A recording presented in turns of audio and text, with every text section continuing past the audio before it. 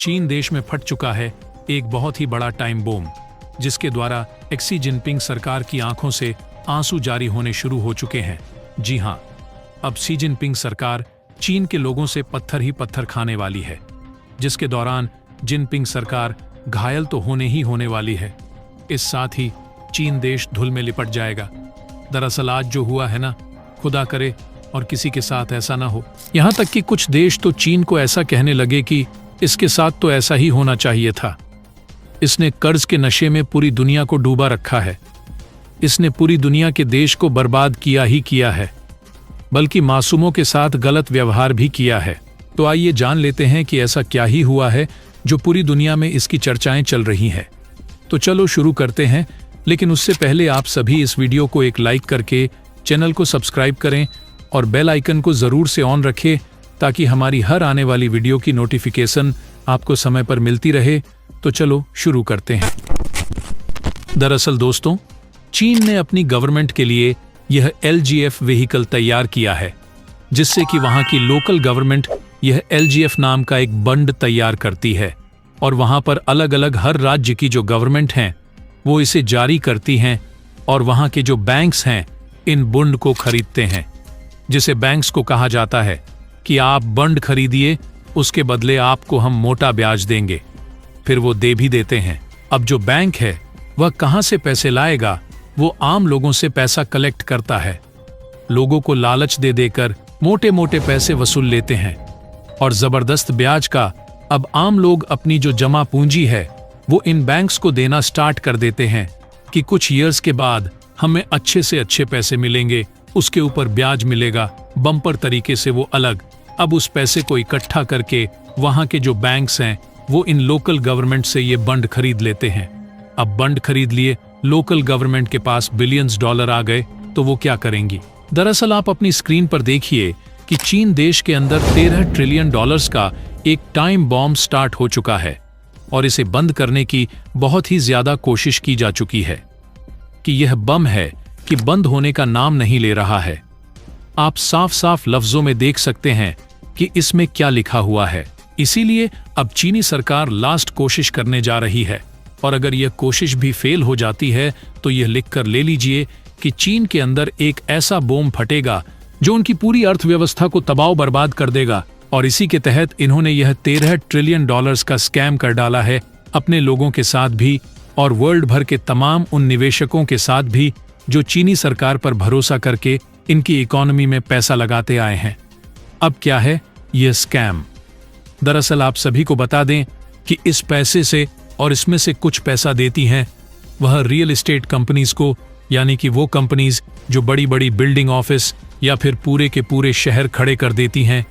अब local government से पैसा लेकर वो इस जमीन के टुकड़े में एक छोटा सा पार्ट खरीदती हैं, और वहां पर वह बड़ी बड़ी बिल्डिंग, ऑफिस, दफ्तर, फैक्ट्रीज बनानी स्टार्ट कर देती हैं।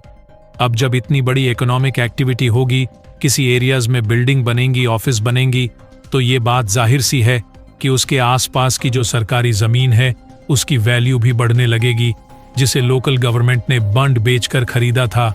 और यहीं पर आता है लोकल गवर्नमेंट का सबसे बड़ा प्रॉफिट्स। इनफैक्ट जब जमीन की वैल्यू बढ़ने लगती है तो लोकल गवर्नमेंट उस महंगी जमीन को और अन्य कंपनीज को, या फिर हाउसिंग प्रोजेक्ट कंपनीज को, या फिर आम लोगों को महंगे दरों पर बेचती है, उससे मुनाफा काटती है। मुनाफे में से कुछ पैसे से वो अपना लोन चुका है, यानी कि जब उन्होंने बॉन्ड खरीदा था तो उस बॉन्ड के बदले उन्हें ब्याज भी देना है और उस पैसे को भी लौटाना है। कुछ वर्षों के बाद लोकल गवर्नमेंट क्या करती है कि उस जमीन को बेचना शुरू कर देती है, जिसके दाम बढ़ गए हैं बिल्डिंग, फैक्ट्रीज और ऑफिस बनने से। तो उस जमीन को बेचकर जो पैसा आता है, कुछ वह अपने पास रखती है, बाकी का वह दे देती है बैंक्स को, उनसे जो बॉन्ड खरीदे थे, यानी कि जो उनसे कर्ज उठाया था उस लोन को चुका है। अब सवाल यह उठता है कि ये LGF नाम का टाइम बॉम्ब है क्या? चलिए मैं आपको विस्तार से बताता हूं। इनफैक्ट आपने अक्सर सुना होगा कि चीन ने पिछले 24 सालों में अपनी इकोनॉमी को आर्टिफिशियल तरीके से बढ़ाया है, यानी कि दुनिया को दिखाने के लिए अपनी इकोनॉमी को अलग अलग ट्रिक्स अपनाकर बढ़ाया है, सही तरीके नहीं अपनाए हैं। नंबर 2 के काम करके अपनी इकोनॉमी को यह करीबन 19 ट्रिलियन डॉलर्स जी हाँ, 19 ट्रिलियन डॉलर्स तक ले गए हैं। लेकिन इसके पीछे है एक आर्टिफिशियल तरीका। क्या है वो तरीका? इसका नाम है LGF वाव, यानी कि लोकल गवर्नमेंट फाइनेंसिंग व्हीकल है। दोस्तों, चीन के अंदर 10 से 15 सालों तक सब कुछ ठीक भी चला, लेकिन नया साल आया 2019, उसमें कोरोना काल था। चीन के अंदर जो प्रॉपर्टी मार्केट का बूम था, सडनली से वह क्रैश होना शुरू हो गया। लगभग मान ही लो कि डाउनफॉल में चला गया और चीन के अंदर प्रॉपर्टी के दाम गिरने लगे। चीन में जिन फ्लैट की कीमत $1 लाख, वह गिरते गिरते 30 से 35 हजार तक आ गए। जी हाँ, 70% पर यहाँ कीमतें गिरी, जिससे कि आम लोगों ने प्रॉपर्टी में पैसा लगाना बिल्कुल बंद कर दिया। जिससे हुआ यह कि जो ये लोकल गवर्नमेंट की फंडिंग व्हीकल थी, ये कोलापलूर, हम उसे बेचकर लोन चुका देंगे, वह नहीं हुआ, जिससे कि बैंकों को पैसा नहीं मिला, और बैंकों को पैसा नहीं मिला तो आम लोगों का पैसा भी वह वापस नहीं लौटा पाए। और दोस्तों, चीनी सरकार जो इस टाइम बम को रोकने की कोशिश कर रही है, वो रोक तो नहीं सकती, बस इसे कुछ देर के लिए टाल सकती है। लेकिन उसके बाद जो होगा वह टाइम बम भी नहीं होगा, वह तो न्यूक्लियर बम होगा। क्योंकि विदेशी लोन का जो ब्याज होता है, उसकी जो इंटेंसिटी होती है, और सबसे खास बात, जो तमाम दुनिया भर में चीन के दुश्मन देश फैले हुए हैं, उनका जो दबाव होगा उसे चीन नहीं झेल पाएगा। और सबसे खास बात याद रखिएगा, चीन के पास अमेरिका जैसी लग्जरी नहीं है। अमेरिका पर लोन भले ही 30 से 35 ट्रिलियन डॉलर्स का हो, लेकिन उनके पास एक ब्रह्मास्त्र है अमेरिकी डॉलर के नाम का। वो कुछ हद तक अपने कर्ज को कंट्रोल कर सकते हैं, डॉलर को छापक। लेकिन चीन ऐसा कतई नहीं कर सकता। उसकी इकोनॉमी और उसकी जो करेंसी है युआन, वो इसे अलाउ नहीं करती। इसलिए देखने वाली बात होगी चीन अपने इस LGF नाम के ब्रह्मास्त्र को उसी के खिलाफ नासूर बनने से कैसे रोकेगा। वैसे इस पर आप सभी की क्या राय है, आप हमें कमेंट बॉक्स में जरूर बताएं। अब आइए दोस्तों, एक और इम्पोर्टेंट खबर की बात कर लेते हैं। दरअसल दोस्तों, अमेरिका एनुअल थ्रेट असेसमेंट नाम की एक रिपोर्ट को हर साल निकालता है। उस रिपोर्ट में यह कहा गया है कि भले ही वर्ल्ड का ध्यान इस समय रूस यूक्रेन वॉर और इजराइल और पैलेस्टाइन के बीच चल रहे वॉर में हो, लेकिन भारत और चीन के बीच बने टेंशन से इनकार नहीं किया जा सकता। भारत और चीन के बीच में सीमा पर विवाद अभी भी बना हुआ है और दोनों देशों की सेना जिसकी तस बॉर्डर पर खड़ी हुई है।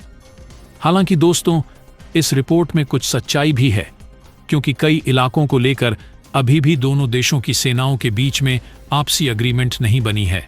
हाल ही में भारतीय विदेश मिनिस्टर डॉक एस जयशंकर अपने चाइनीज काउंटर पार्ट के साथ भी जब मिले थे एसो समिट की साइडलाइन में, तब दोनों देशों का जो फोकस था वह सीमा पर तनाव को कम करने को लेकर था। वहीं अमेरिकी रिपोर्ट में कहा गया है कि चीन की सेना भारतीय सीमा पर लंबे समय तक तैनात रह सकती है और अमेरिका की इस रिपोर्ट को बल देती है। हमारा अगला आर्टिकल आप मनी कंट्रोल का आर्टिकल देख सकते हैं, जिसमें यह दावा किया गया है कि 20,000 सैनिक 6 महीने से 1 साल की पोस्टिंग पर इंडियन लिमिट के पास भेजे गए हैं। और यह आर्टिकल ज्यादा पुराना नहीं, बल्कि 2 जुलाई का है।